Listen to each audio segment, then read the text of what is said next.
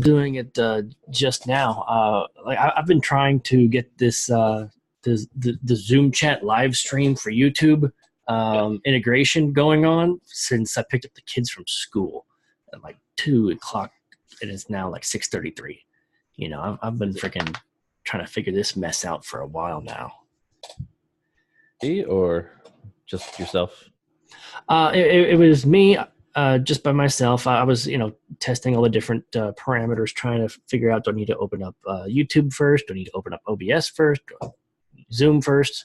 I had looked at Peter's video on how to do everything, and he even sent me like screenshots of the parameters, like in the settings on, 1080. On YouTube live stream and all this stuff and whatnot. And then what ended up happening was when I tried to actually do it, my video would just lag and I'd freeze up. And, it would just keep on getting worse and worse when I tried to put things back to the way they were to where you could actually see me moving. Yeah. And I had gone from having a laggy screen to having a black screen. It's like, oh, shit. Well, there you go. Yeah. So just trying to get this whole daggone thing, going. I was hoping it would be a lot simpler to figure out, after going through the cohorts and whatnot, having played around and got my settings up to date. And then he's like, hey, if you're going to be doing, joining the DCDV team, you need to do it like this. I'm like, oh, okay, well, let me change things up. But now things went to shit. When you just start from scratch, just whatever you've got, just fuck it and start from scratch. Yeah. Yeah. So I'm trying to find out where scratch was because I didn't write down my previous settings before I started changing them. No, just uninstall everything, reinstall it. It'll be a blank slate. And then you just say, okay, what settings do you suggest? Boom. And that should be fine. That way you're not trying to fix something. You're just going to do it from the very beginning. There's an idea. But yeah. When I get frustrated, that's what I do. Oh, man. So I was looking at the Hey Alexa idea that you gave me the other day. Uh-huh. Yeah. Hey Alexa, what's the price of Bitcoin Cash today? Yeah. And I'm like, I wanted to do it as one panel, but I think it would work best as a two panel. Like maybe a guy at the breakfast table with his newspaper, look, just glancing at Alexa. Hey Alexa, what's the price? Or you just see him doing his question, and all of a sudden Alexa starts answering back and he folds the newspaper down. He's like, right. Or he has a tear just rolling down his face.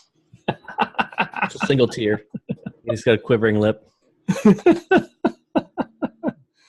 So, but yeah, I've, at Peter's, suggestion, I started, I'm pretty sure I don't know if you were catching it, but I actually started posting what I've been drawing so far, like the sketches on Yen, and when I get those done up nice and proper, I'll upload those to the blog. So I guess we'll keep Yen and Discord as the pre-releases. Discord gets it before Yen, and Yen will get it before the blog. So anybody who's been helping out, or they get to see what's happening. Yeah, I mean, definitely post to as many things as you can. Yeah, I was thinking the wrong way. I was thinking, at first, I was thinking that I wanted to put out finished products before I put out the sketch. And it's like, why? Show the progress. But part of me was thinking, well, if I show the sketch before I show the finished product, the joke's not funny anymore because they already saw the joke. Right. That was What the heck? Nemesist. It's right there, buddy. He's like, I can't find the link. It's like, it's right. It's a post right before yours.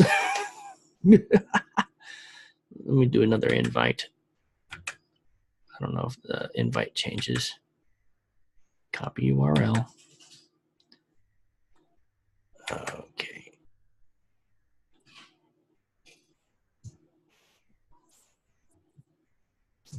There.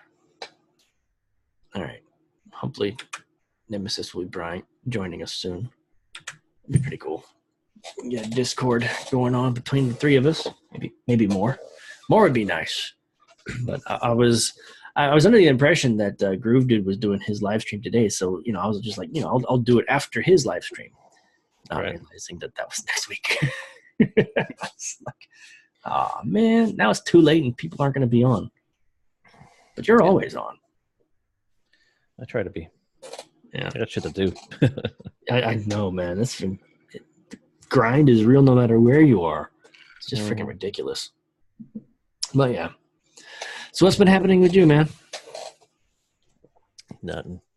Just trying to get back into the groove of things now that my Halloween stuff is coming to a close this week.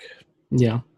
So I got to wrap up those projects, and then I'm off to the races. And then next week I'm going to be on vacation and doing all sorts of stuff.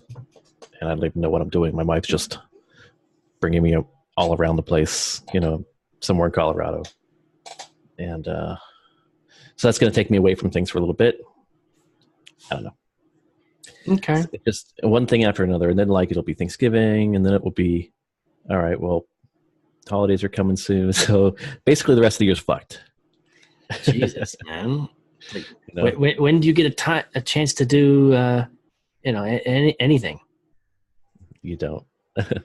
Especially with the amount of work that I'll have at work because of how much time I'm going to be taking off, or because I have to make up for the fact that holidays are coming and stuff. And I don't know. It's a bunch of nonsense. So you're taking a vacation. You guys going anywhere? Yeah, we're going up to Colorado, and I don't know what we're doing, but you could live stream from there. Maybe. I'm definitely bringing a bunch of cameras, like GoPros and stuff. There you go. Do it. So man. I'll create some sort of content. There we go. I might meet up with Data Lord. Oh, okay. We should be in his area. Very nice. Very nice. So could you explain to me what exactly you've been doing with this whole Halloween thing? I know what your goal is, but what exactly is it that you're actually in charge of or taking care of? Well, there's a lot of IT projects that happen in the background to make the magic happen, right? Nothing that anyone would notice except for us, but that's the whole point. It needs to be seamless so that people don't notice the technology that's happening. Right. So basically doing a bunch of that kind of stuff, plus the other normal projects that I'm working on that are like new attractions or new restaurant venues, things like that. Those have to get done in a different way while Halloween's going on, because Halloween takes precedent. So we can't interfere with anything that's Halloween based. So there's a lot of change control freezes that happen where we can't do certain things. So we have to find inventive workarounds and shit. And we have to pull resources from other departments that might be working on Halloween. So we've got to basically make a honeypot so that people will do work for us and help us get the jobs done that we need to get done. Okay. But yeah, it's hard to describe because it's just such a weird environment, and I can't necessarily talk about the things that I'm doing. Yeah, you work for Universal Studios, right? Yeah, right. Yeah. What is your job title? Can you say that? Yeah. I'm an infrastructure project manager. So I basically work with IT and our Parks and Resorts development team, which is kind of like the construction side. And I also work with the creative side, who basically designs everything from new buildings to new rides to new, plants that go up. It just doesn't matter. Anything that's new, it has to get approved through creative. Right. Yeah. That's one hell of a job right there. Yeah, it's pretty fun. That's why you're taking a vacation from it. It's the first vacation I've taken in like 11 years. Yeah. I can understand because, and I am stressing about it because this wasn't really my choice. It was just like I was told, you're going on vacation. I was like, oh, okay. So work told you to take a day off? No, my wife did. She's like, you're coming on vacation with us. And I was like, okay. So normally she and the kids just go off and I keep working. But this year she told me I was coming. Yeah, so. She sees the stress and how many grays you got. Yeah, I guess. But just knowing that I'm going on vacation, I just have so many things that need to be either wrapped up or handed off to other people for the time that I'm out. And it's stressing me out. Just knowing that's coming. Yeah, and just wondering what kind of shitstorm awaits you when you come back. Mm-hmm. So they didn't do something right. Yeah, the problem is that I work with my own workflow in mind. So I might set documentation and different tasks up in a certain way that works for me, and that's not necessarily how the person that I hand it off to is going to want to see things. And they'll probably be like, where the fuck is this stuff? I need this, and this. And I didn't give it to them because that's not how I work. So I'm just expecting calamity. Yeah. Yeah. I mean, I got nothing for that, man. I mean, I understand, prying too much is like, dude, I can't talk about that. It's like, okay, let's talk about something else. Yeah. I happen to work with somebody who looks like your Mexican twin brother. And I'm not even joking. Nice. He's in a different department, but every time I look at him, I have to do a double take. It is the resemblance is uncanny, and we can't take photos over there. So I was like, I can't show you what he looks like. Yeah. But like if you could picture yourself being, darker skinned with, more dark black in with all of that gray. Yeah. And a black mole right here. That's you. I'm like, damn. It's like, oh shit. But that's kind of like that whole freaking thing that Corgi was making fun of, like me looking like that YouTuber. I'm like, yeah, who the hell's this guy? But anyway, man, I'll tell you what though, I was super super stoked when Peter called me out on the stream the other day. I'm just like, it's like, is this it? Did I just get called upon? Right. So he's like, do you want to do it? I'm like, I can do Thursdays. Right. I'm not working on Thursdays, but trying to get everything that I need going to get ready for that. I was expecting I'd be able to do it like tomorrow. Yeah. I don't think it's going to happen until I figure out all this mess that the computer's giving me a hard time with. Like seriously, I want to create some funny way of, showing my frustrations in a comic. But right now, my head is just so frustrated with everything that's going on. I can't think of anything funny about it. Yeah. I know there's humor in this situation somewhere. I'm wondering what Peter's going to talk about tomorrow. Why? I don't know. He's just like, it's an all hands. Like he definitely wants to make sure everyone's going to be there for some reason. Yeah. So something's going to get announced or talked about. All right. Yeah, I saw that. I got a notification. Like how Discord will do that little bleep, on the side of your screen, and it disappears again. I saw that Raven said, QM meeting tomorrow. I'm like, oh, and it's the time when I was figuring that I would try to stream. And it's like, okay, well, I guess I'll just be happy with that because then it takes the stress off of me for tomorrow. Right. Because Yeah. it's going to take longer than. Well, you don't have to stream at night. Well, see, that's the other thing is that. True.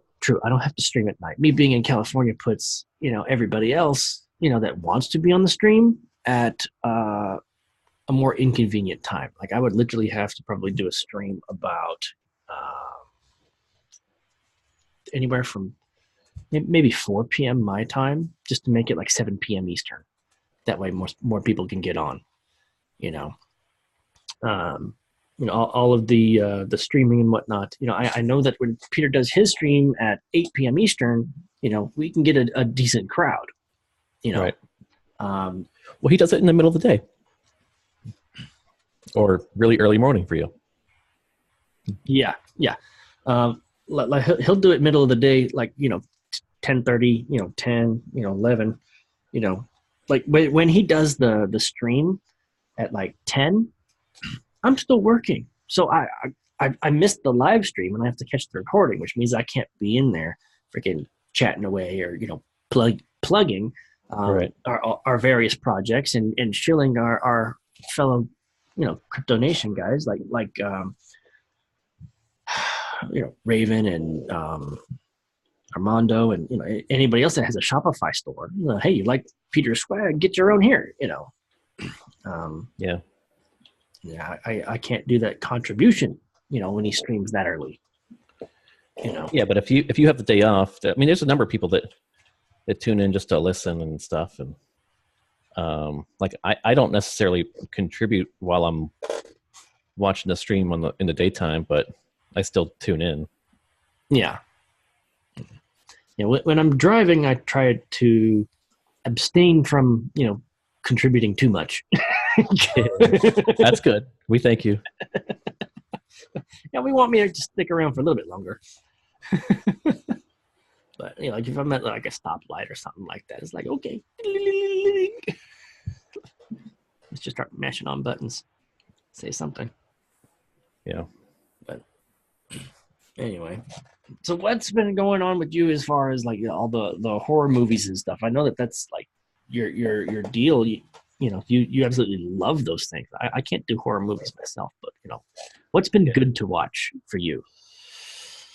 I like such a wide range. It's like, Well, what'd you watch this week? This week, what did I watch? Actually, this week we haven't watched one yet. We've been catching up on some TV shows that she's recorded, and we just started watching the third series of Daredevil. Okay. On Netflix. Yeah. And we'll have that all finished up before Friday, and then we'll watch some more movies on Friday and Saturday and add them to the list of things to talk about. All right. Yeah, yesterday was my my wife's last day here at the house until she went off to be do her caregiving job, and she's gone for like 8 days. So a little more than a week at a time, and so trying to spend as much time with her as I can before she takes off, because if I'm always grinding and whatnot and she's always gone, we get no time together. So yesterday was pretty much a chill out together and watch movies on Netflix. But when she's not here, it's like I don't do anything other than this computer stuff and crypto and trying to do my comics. What I really want to do though is get an art tablet so that I can actually do this stuff instead of with the pen and paper, take a picture of it or scan it. Yeah. I can't even scan it right now because my computer and my printer aren't communicating anymore. Like something happened and I can't print anything from my freaking laptop, and it's just pissing me off. Especially when my wife wants to use the printer. Yeah. And she uses my laptop and just leaves a bunch of windows open everywhere. Like, fuck. It's like, It's like, I'm doing shit, woman. Can't you close shit down? But the answer is no. the answer is draw it out your damn self. If you need to print up a calendar, just draw one. Shit. Yeah. But yeah. Yeah, I've got a fairly cheap Wacom tablet that's like an older one. It's a bamboo. And I think I've seen those on Amazon these days for less than $100 now. They're a lot cheaper than they used to be. Mm-hmm.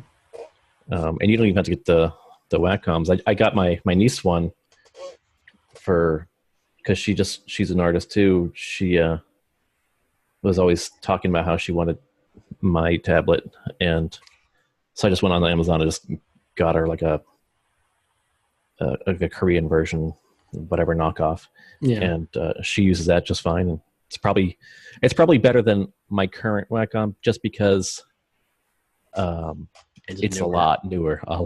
So it just has like more sensitivity and pressure points and stuff.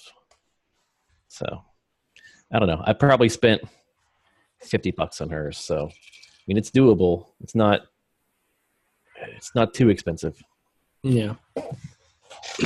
I know one thing that I've been trying to look forward to for a while now was hunting season. I was supposed to go with. I was working as a caregiver as well, as my second job.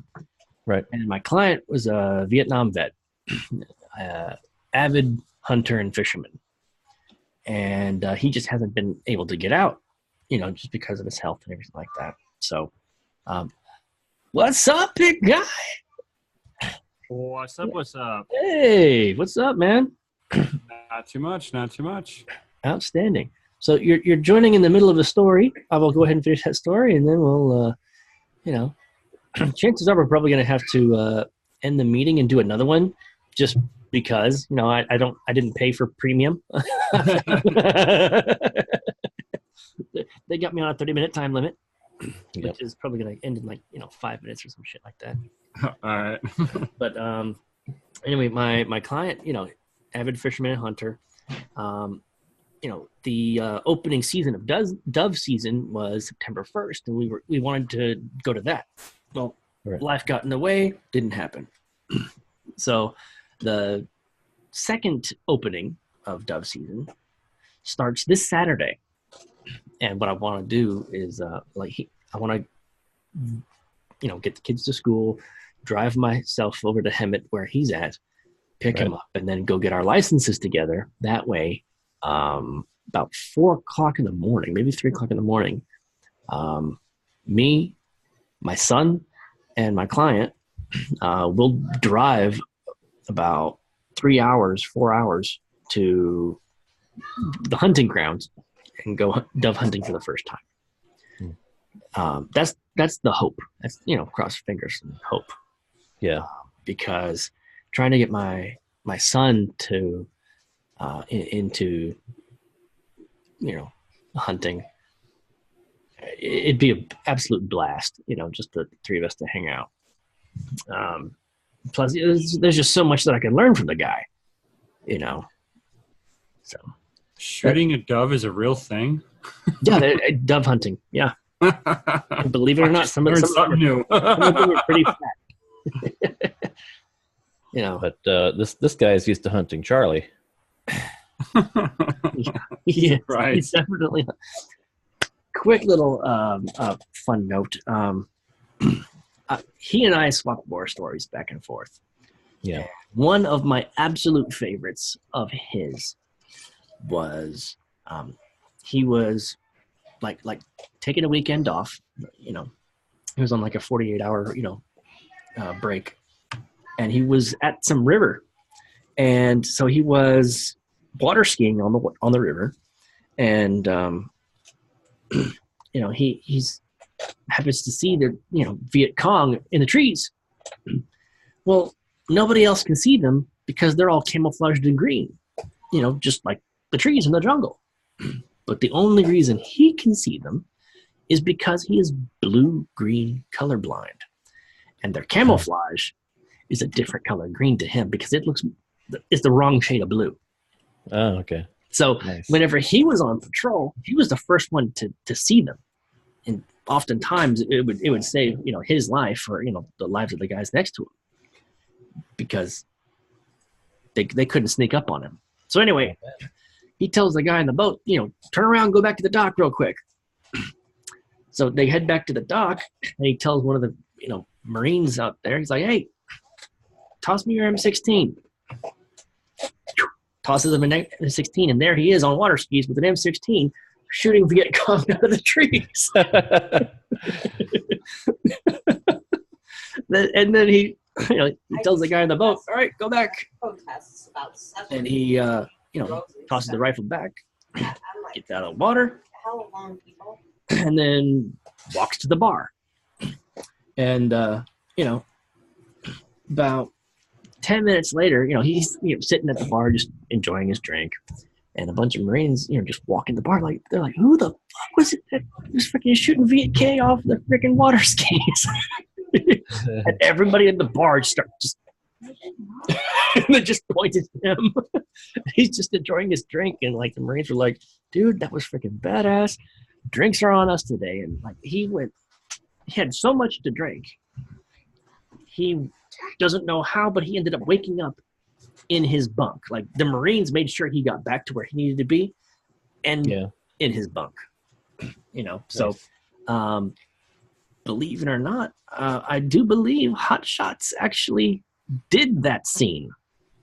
Somebody in Vietnam was paying attention to what he did and actually put it in the movie, I believe.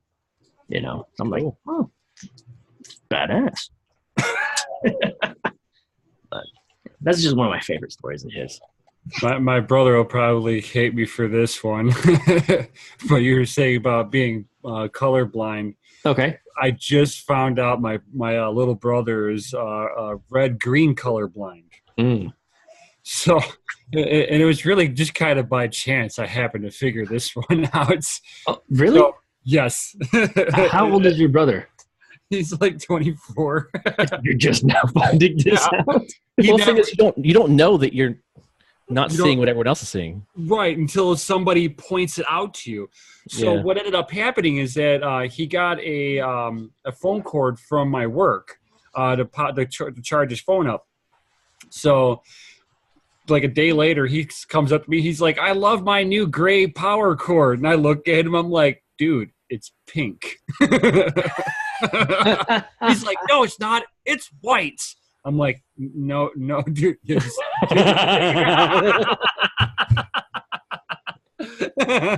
So he's like, yeah, this is it's gray. I bring him over to my wife's youngest kid's room, and I'm like, dude, what color is this? He's like, dude, it's pink. No, he said purple. Oh, he says purple. That's right. I'm like, he's like, it's purple. I'm like, yep, see, pink. And then it's like, and then I pull up a little color chart thing, are you colorblind thing you can do online. And Right. that's where I found out he's red and green. He's like, he can't see reds that well, and he's hypersensitive to green. Okay. So if you put red and green next to each other, the red blends out, and all he sees is green. Yeah, that's quite an interesting thing. How because that exists. Yeah. I mean, I know that my client, he wanted to actually, he joined the Air Force, and he wanted to fly, but they wouldn't let him because of the blue green.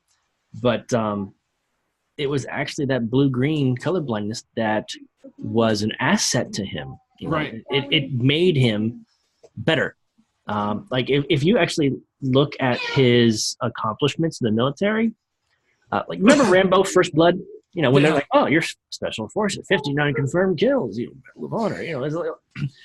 This guy makes Rambo look like a pussy. Okay, not the Medal of Honor, but he's got so much more on his record than they did in that movie. Rambo was a badass, but my client was one hell of a guy, And so Nice. I'm really, really hoping that we can go out and we can actually, enjoy dove season. That'd be nice. So, 1 second. I told you need to be quiet. So, look at the time. What do you need to do right now? No, you can go take a shower. It's almost bedtime. Thank you. Bye-bye. All right, I'm back. That was my 8-year-old. And that's the one that always tries to pop in the middle of the stream. But yeah. Anyway, so I don't have a whole lot of updates and whatnot as far as new sketches. I do have a couple that I've basically the new sketches that I have are the ones that I've been posting every day in the Discord. And I think my plan is go ahead and do my sketches, post it in the Discord. I get feedback and whatnot, and I can be told, dude, that's too much before I post it on Yen. There's no such thing. Right? Everybody knows it's just a bit too far. But apparently, if so, I've been told even something can be a bit too far for a bit too far. Nonsense. All right. Let's at least try to keep it, maybe PG-13. Yeah, just put like a little spring. It's like, and just go poing. It'll grow on you. Lord. Trying to find out where I can write that down.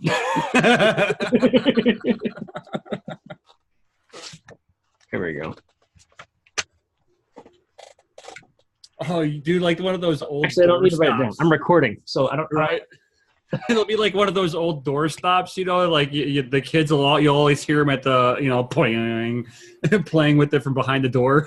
Oh yeah, my daughter was doing that yesterday. I'm like, you're freaking 8 years old. Why aren't you stopping this? That never gets old. It never. Right? Never. If it didn't hurt my knees so bad, I'd be down on the floor right now. I actually like that whole freaking boing boing. That. You're never too old to play with the doorstop. Right. That's right. We'll probably make that a joke. We'll have some old guy who's regressed back to his childhood. He's like in his 80s. Show him like picking up a pencil. He gets distracted by it. Yeah, that. Oh man. That would be hilarious to have an old man just freaking acting like a child playing with that thing, and then his adult son saying, "Come on, Dad, you're not 4 years old anymore." I don't know. Got to figure out how to map that one, on paper. Like some things you may grow out of video games and cartoons. But a poing you never grow out of.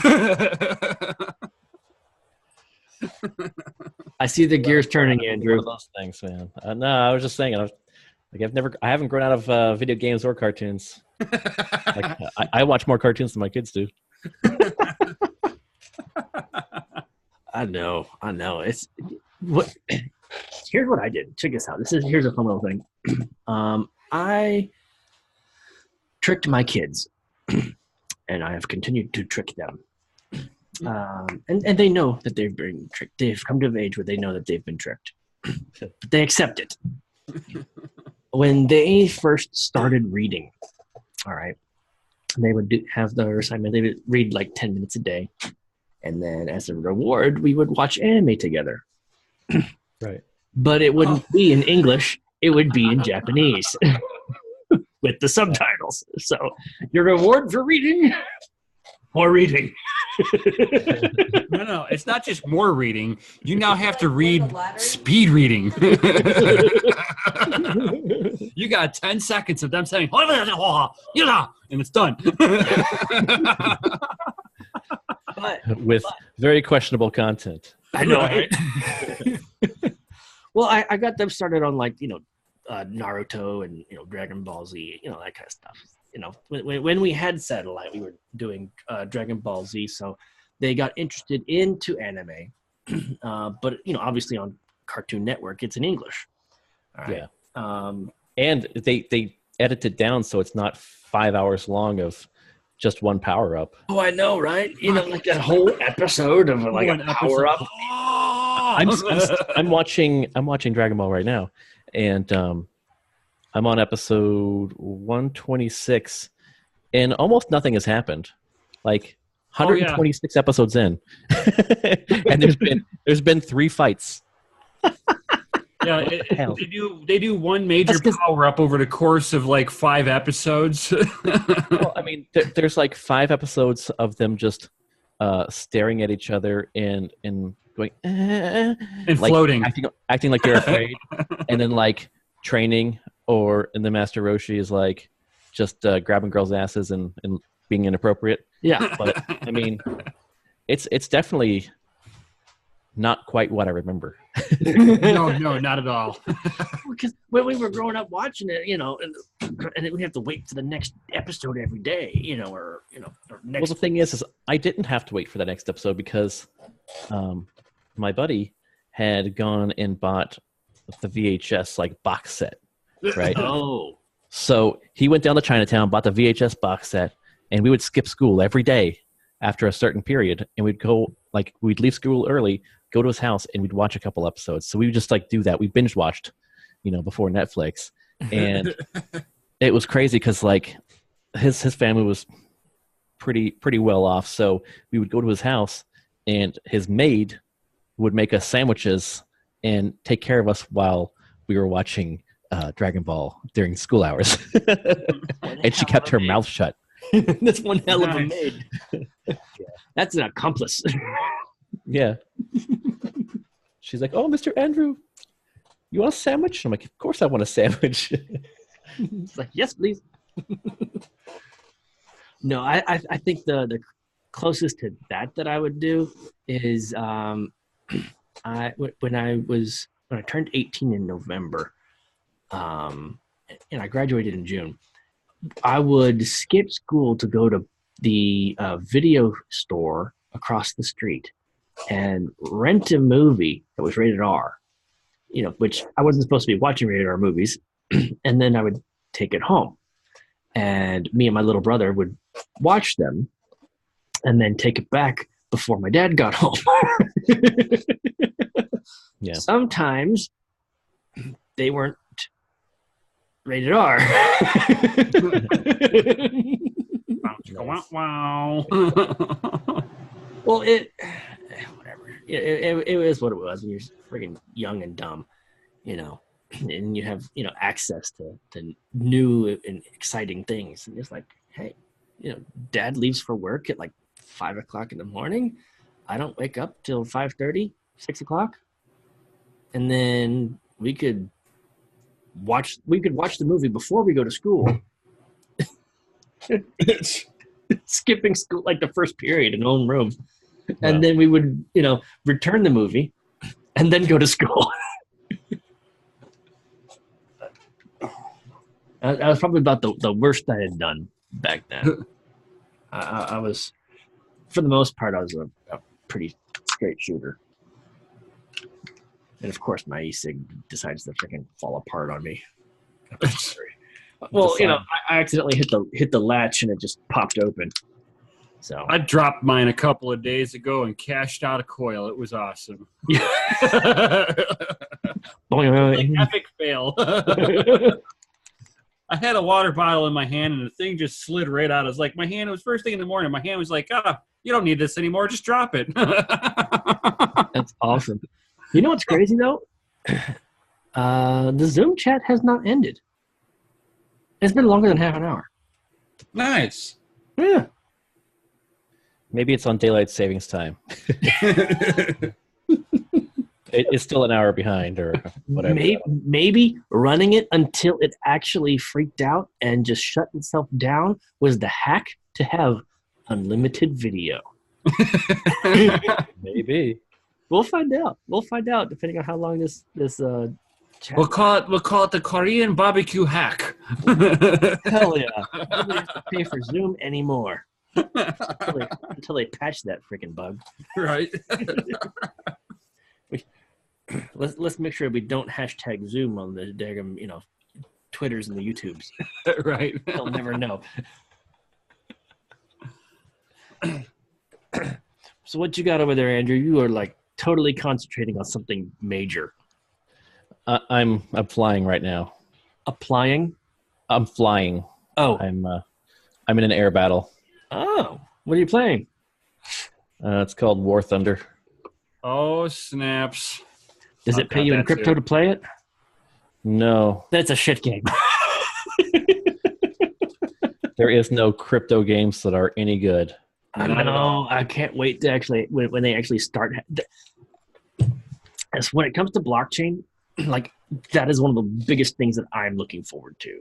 Like if they can get video games and blockchain, cryptocurrencies like really going and make it fun and entertaining as hell.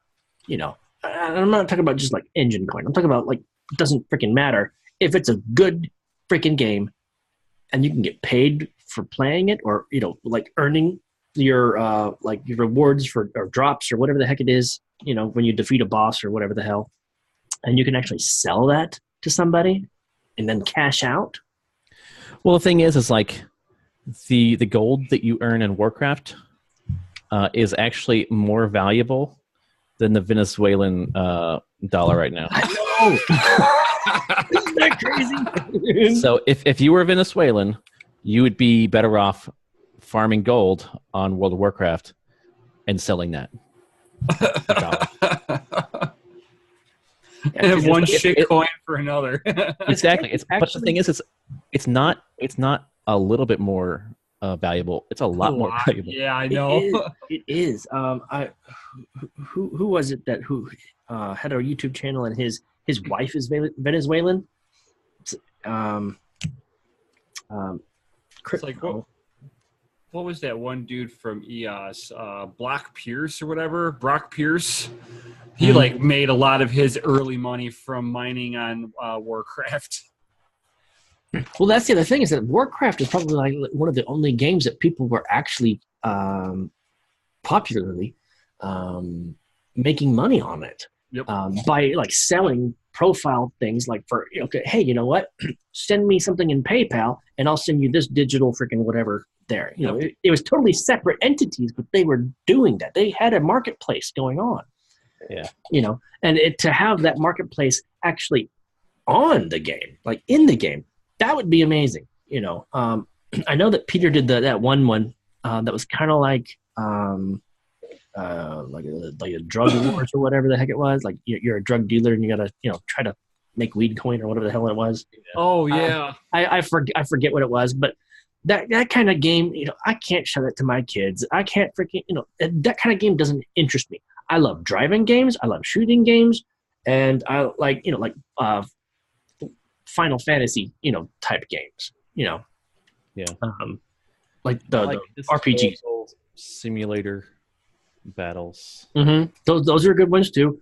Not my favorite. If I wanted to do the simulator ones, I would prefer like a driving game, simply because I absolutely love drifting. Like there's just something about drifting a car around something and just barely missing it because you're just that damn good. It doesn't do anything for me anymore. Since I started, racing in real life, I'm like, yeah, this is not tickling my podges, but I can't shoot somebody out of the sky. So I'm definitely more into that now. I did real drift racing, and I was really cool about that until the very first time I had to go and replace my tires. The tires weren't more than 6 fucking months old. Oh yeah. I had slid right into a curb and broke my suspension, cracked a wheel, popped a tire, like all sorts of stuff. It was not good. That was like my first excursion trying it, and it was definitely in the wrong car. Like I was in mid-engine car that wants to spin and kill you as it is, let alone, and plus I was really young. So, I'm an inexperienced driver as it is, and I've got this overpowered, not well-balanced car. It was just not a good idea. Yeah. Yeah, I saw the movie Fast and the Furious and was like, oh, I know where there's a Toyota Supra sitting at. The guy doesn't even drive it anymore. It's brand new. So you actually had a Supra? Yeah, 50 grand into it later. Yeah, that thing was a race car. What happened to it? I sold it for 100 grand. Hey, that's a good deal right there. Oh, fuck yeah. I was racing unsponsored. It was killing me. Oh man. Yeah. I at least had a few sponsors. So that's what I did. Oh, give me 1 second, guys. Yeah, no problem. So hold on. You were racing sponsored, Andrew? Yeah. Usually, whenever I try to do something like that, like I played paintball professionally for a few years, and I did autocross and stuff for quite a while. And anytime that I'm going to be spending a lot of money on something that's an expensive hobby, I just start making phone calls and emails and stuff like that and say, hey, you want to sponsor me? And usually all it takes is someone to ask. Like, you just got to get in touch with the right people. And they'll send you either free stuff or help pay for, event fees or whatever the case may be. Every little bit helps. Mm-hmm. Like, my biggest cost savings when I was playing paintball was there was a company that sponsored us for the paint. And the paint is like $100 a case, and you'd go through like 5 cases in a weekend when you're doing tournaments. Yeah. So, and plus that's not even counting practice. So they would just give me unlimited paint. And I was like, all right, well, that's saving me a shit ton of money. And then, like, since I had unlimited paint, I had a good lot of practice, and I would go and win these tournaments. And tournaments, they always give you a little bit of cash and like something like a free gun or whatnot that was sponsored for the event. Yeah. The guns were usually like $1,000 guns, and I would just sell those. Mm-hmm. So that is pretty much, whenever you can, try to ask for sponsorship. Yeah, that's freaking awesome. So how many tournaments did you go to or win or whatever? I don't even know. There was quite a lot. It was over a few years. Outstanding. Yeah, I'd never done anything quite like on the scale that you guys did. I pretty much just drove the same mountain road twice a day, every day for like God knows how long. And when I first got my car, I was like, I'm never gonna go over the speed limit. I'm 4 miles under just to be safe. Like, yeah, right.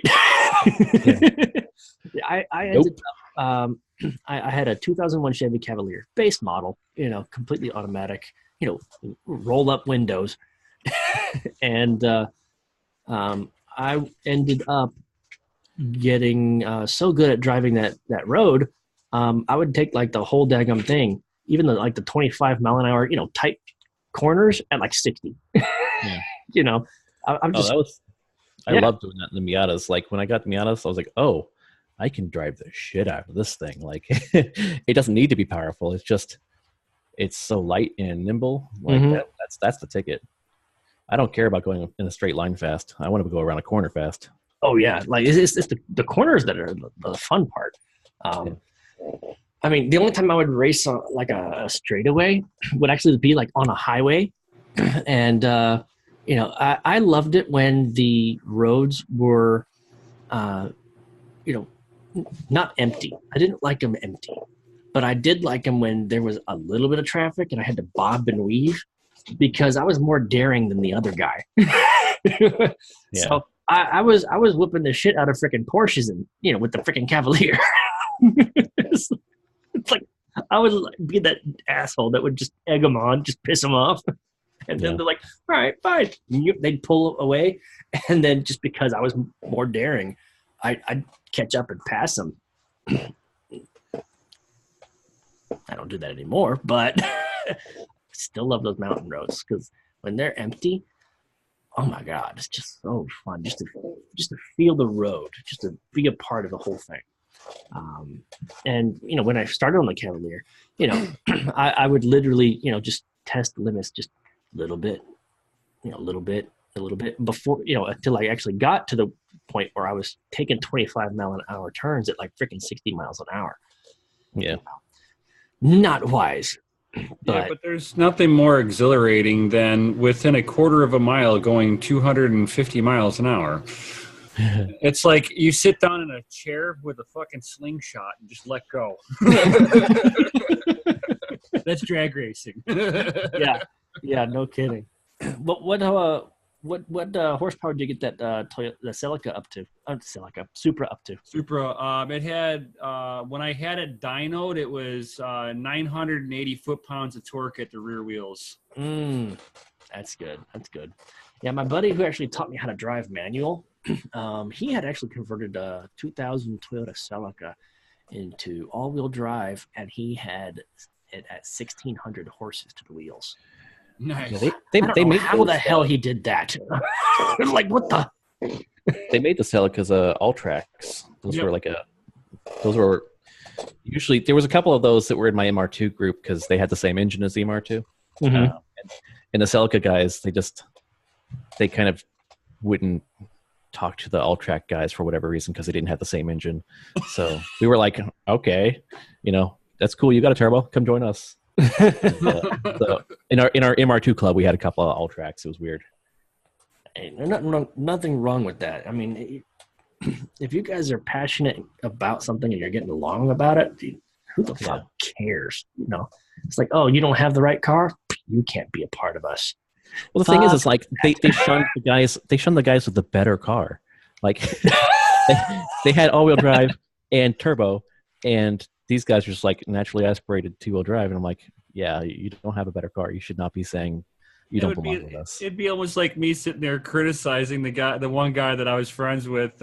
He had what the hell was it? One of the original Skylines that he got it brought into the country in pieces and built here in the U.S. because it was still on the ban list whenever he got it here. Yeah. And it's like, that guy would fucking almost outdrift me in that car. And I had more horsepower than him. It pissed me off. Yeah. I believe it. I think those are no longer in the ban list, are they? No, they finally got off the ban list. Yeah. Like what, just this past year? I think it was a couple of years ago. Yeah, it's a little while back. Yeah, it was only banned for 25 years. Mm-hmm. Yeah. So I think that brings it all the way up to the R34, which is the cool-looking one. Yes. All right. And the most recent one's awesome-looking too, but there was a couple ones that didn't look very good, like the R32s and stuff. Well, I'm not a big fan of Godzilla. I really am not. I don't think that goes quite in line with what they were doing, previously, as far as people don't have the passion for the Godzilla like they did the R32s or whatever those other ones are. I'm having a brain fart right now, but you guys know what I'm talking about. You just don't see that kind of passion for the new ones. Well, it's because it doesn't really take anything to get one now.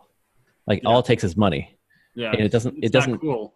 It doesn't have any sort of like specialness about it. It's not like, I've got a right-hand drive vehicle, and I've got something that I had to import, and I had to actually buy 3 of them so that the government could crash test 2 of them and get this one approved. Right. There was a guy I knew that did that. Now I'm like, no way. Fucking kidding me? Yeah.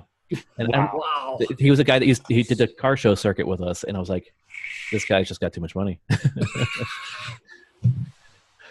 That's insane.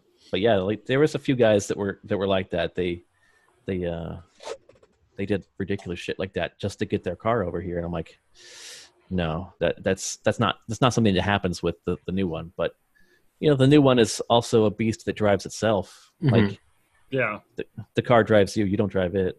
I know, that's the only thing I don't like about these newer cars. I mean, you got so little driver input, and the car takes care of itself. Yeah. I mean, that's why I drove my Chevelle down to the meetup, because it's like you get that raw feel of going across the country, you know? Yeah, unassisted. I mean, they have, switches now. You can, sport or, unassisted. And it's like, but Garcon, drive not me quite to the San same. Antonio. I know, right? Shoot. So I just got the notification. I got like 6 minutes left on this particular video. Oh well, I guess they caught on. They fixed it while we were talking. I know. We shouldn't have said anything. We should just let it ride. No. But yeah, friggin' so you guys being passionate about cars, do you guys watch car shows? No. I watched the Mecum auction. Well, actually, I'll watch a few of them just because I do classic car restorations and modifications, and some of these guys, like Ken Diggett with designs and stuff. Some of these guys that are leading edge. They've got the multi-million-dollar facilities to be able to just make everything on hand. It gives me some ideas of, okay, this is how I can do it, and I don't need all that equipment. I can just do it with what crap I've got in my garage. Yeah, right. Well, see, the reason I don't typically watch the car shows the auctions are all right, but it's usually just like stuff that I'll never be able to buy. Right. and I'm just like, yeah, that's fine, but that's only if there's nothing on and I'm like on vacation or something and I'm just flipping through channels. But then there's like those like drag racing type shows where they make believe that it's an illegal street race kind of thing. What was it, Street Outlaws or something like that? Yeah, I mean, that's all nonsense. I mean, everything is just like scripted nonsense. Yeah, and, you could see the police and everybody sitting off in the background. Yeah, and just the fake drama. We're just like, come on, guys, you're not actors. Get over it. Although they did have, each one of them used to be NHRA licensed, and they're not anymore. Right. NHRA. Yeah, the National Hot Rod. They used to be drag racing certified and everything.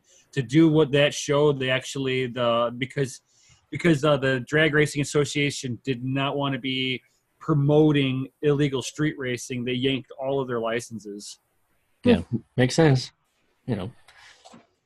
But then there's the other kind of car show that is, like the garages that fix something up. And it's either going to be like the Chip Foose, which is just nonsense, or the Pimp My Ride kind of nonsense, or the ones that teach you how to like restore a car, but it's really just like a Summit catalog commercial. Yes. Where they're just talking about their sponsor the entire time. I'm like, I don't want to watch an hour-long commercial. Like Stacy David or what was it? Dave?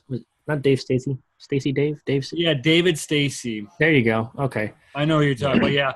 Well, I mean, I watch Ken Diggett just because he does kind of break it down a little bit, and then he'll show his own little goof ups in the show. Going, this is real life. You don't just go from a crap car, semi-built car, to it runs flawlessly in a half an hour. Well, I one of the reasons why I brought it up was because I think like 2 weeks ago, maybe 3. I happened to see on Netflix, there's a new show, and I'm like, oh, okay, cars, fixing it up. That's pretty cool. It is called Car Masters. Okay, and they basically take a junkard, fix it up, and trade it for another junkard that would be more valuable when they fix that up. And they basically keep on trading up until they get like that 6-figure car. And it was fascinating. And then I found out during the course of it, like the course of the first episode, I found out it was filmed locally. I'm like, no way.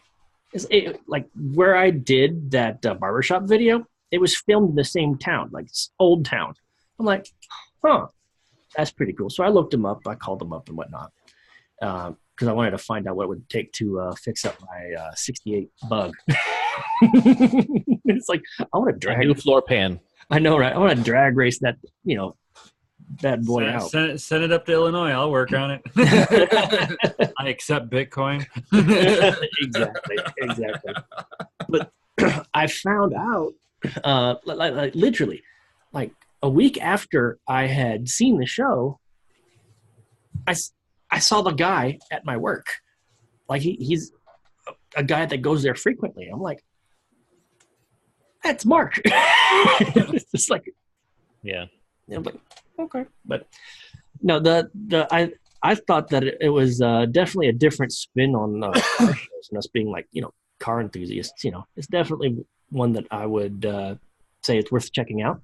I don't know if you guys saw the whole red paperclip thing on YouTube a while ago, but they're basically, the principle of trading a red paperclip and trading up all the way to a house.